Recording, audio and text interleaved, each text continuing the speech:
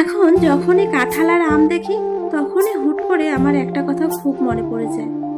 হাসি পায়, কি বোকাই না ছিলাম তখন। মনে আছে ছোটবেলায় যখন ওই বৈশাখ জ্যৈষ্ঠ মাসের গরমের ছুটি দিত স্কুল থেকে, আমরা কিন্তু বলতাম না যে গরমের ছুটি দিয়েছে। আমরা সবাই বাড়ি যেতাম আর রাস্তায় রাস্তায় বলতে যেতাম আমাদের আম কাঁঠাল খাওয়ার ছুটি দিয়েছে। স্কুলের স্যারগুলো মজা করে বলতো মামা বাড়ি গিয়ে আম কাঁঠাল খাবি, তাই জন্যে স্কুল ছুটি। কি সুন্দর ছিল সেই দিনগুলো, তাই না? ছুটি ফেলে কোনো চিন্তা ছিল না, বই পড়ারও চাপ ছিল না। সবাই মিলে কাঁঠাল ভেঙে একসঙ্গে বসে খেতাম।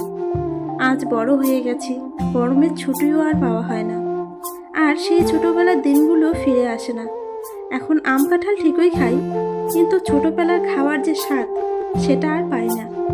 আজকে আমাদের কাছে অনেক কটা কাঁঠালই পেকেছে, একটা পেরে নিয়েছি।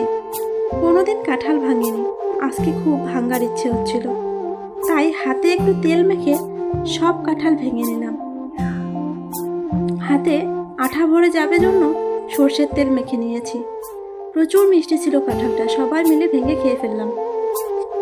আজকে তবে আসি, সবাই ভালো থেকো।